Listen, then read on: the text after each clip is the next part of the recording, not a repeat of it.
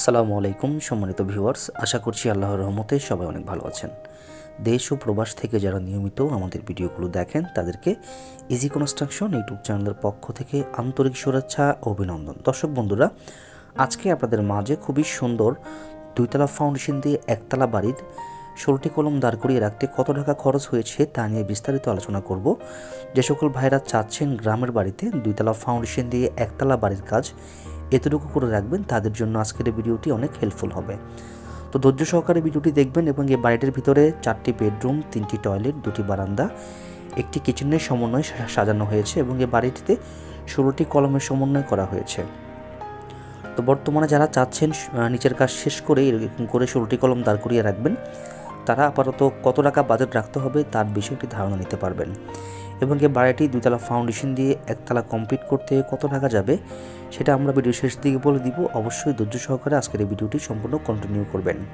তো এখনও যারা আমাদের ইজি কনস্ট্রাকশন ইউটিউব চ্যানেলটি সাবস্ক্রাইব করেননি, অনুগ্রহ করে সাবস্ক্রাইব করে রাখবেন এরকম নিত্য নতুন বাড়ির ড্রয়িং ডিজাইনের ভিডিও পাওয়ার জন্য। তো বন্ধুরা, এই বাড়িটির ভিতরে মোট 4টি বেডরুম রাখা হয়েছে। তো বেডরুমগুলো সাইজ দেওয়া হয়েছে, সামনে 2টি বেডরুমের সাইজ 12 ফিট বাই 12.5 ফিট এবং পিছনে 2টি বেডরুমের সাইজ দেওয়া হয়েছে 12 ফিট বাই 13 ফিট করে। এবং এই বাড়িটিতে 3টি টয়লেট রাখা হয়েছে 7 ফিট বাই 5 ফিটের মাঝে, 2টি অ্যাটাচড বাথরুম, একটি কমন বাথরুম। তো আপনারা দেখতে পাচ্ছেন এপাশে হচ্ছে কিচেন রুমটা দেওয়া হয়েছে 7 ফিট বাই 8 ফিটের মাঝে সাজানো হয়েছে, একটু বড়সড় করে দেওয়া হয়েছে। তো বর্তমানে যারা চাচ্ছেন যে 16টি কলম দাঁড় করিয়ে রাখবেন, তারা আসলে কত টাকা বাজেট রাখতে হবে 2024 সালে এবং এই বাড়িটির কীভাবে কী রাখা হয়েছে, কোনটার সাইজ কত রাখা হয়েছে বিস্তারিত আমরা আজকের এই ভিডিওতে আলোচনা করব।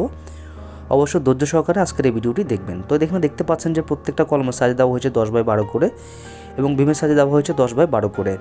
তো এখানে বিমের মধ্যে কলমের মধ্যে যে রড দেওয়া হয়েছে 16 milli rod 4 piece, 12 milli rod 2 piece, 6 পিসের মধ্য দিয়ে কলমের মধ্যে রডগুলো দেওয়া হয়েছে। তো আপনারা সেই বিষয়ে দেখতেই পাচ্ছেন এবং এখানে দেখতে পাচ্ছেন যে নিচের কাজ শেষ করে ভীম দেওয়া হয়েছে। ভীমের পরে রুমের মধ্যে বালু ফেলা হবে। বালু ফেলানোর পরে প্রথমে আপনার ভিটির কাজ শেষ করার পরে আমরা ছাদের কাজে হাত দিব।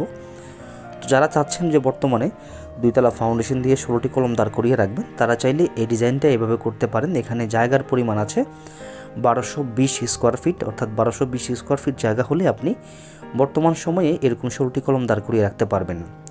তো অবশ্যই এখনও যারা আমাদের ইজি কনস্ট্রাকশন ইউটিউব চ্যানেলটি সাবস্ক্রাইব করেননি, এরকম সাবস্ক্রাইব করে রাখবেন। আর এই বাড়িটির 16টি কলমের নিচে 16টি বেজ ঢালাই করা হয়েছে। তো বেজগুলো সাইজ দেওয়া হয়েছে 3 ফিট বাই 3 ফিট করে 8টি বেস এবং বাকি 8টি বেসের সাইজ দেওয়া হয়েছে 2.5 ফিট বাই 2.5 ফিট করে।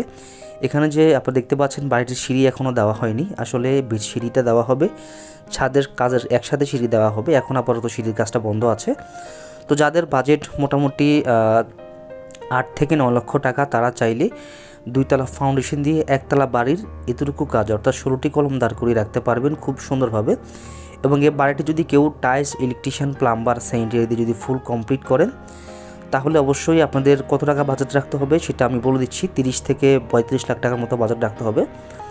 এবং এই বাড়িটি যদি আপনি একতলা ফাউন্ডেশন দিয়ে একতলা কমপ্লিট করেন, তাহলে খরচটা অনেকটা কমে আসবে। সেটা আপনার 20 থেকে 25-এর মধ্যে আপনি ফুল কমপ্লিট করতে পারবেন, একতলা ফাউন্ডেশন দিয়ে একতলা কমপ্লিট করতে পারবেন। আর এই বাড়িটির প্রত্যেকটা ভিডিও আমরা আমাদের এই চ্যানেলে আপডেট দিব, যে কত টাকা খরচ গেল, কী আসু বিষয়। সেই জন্য আমাদের চ্যানেলটি সাবস্ক্রাইব করে সাথে থাকবেন। সবাই ভালো থাকবেন, কথা হবে নতুন কোনো ভিডিওতে। আসসালামু আলাইকুম।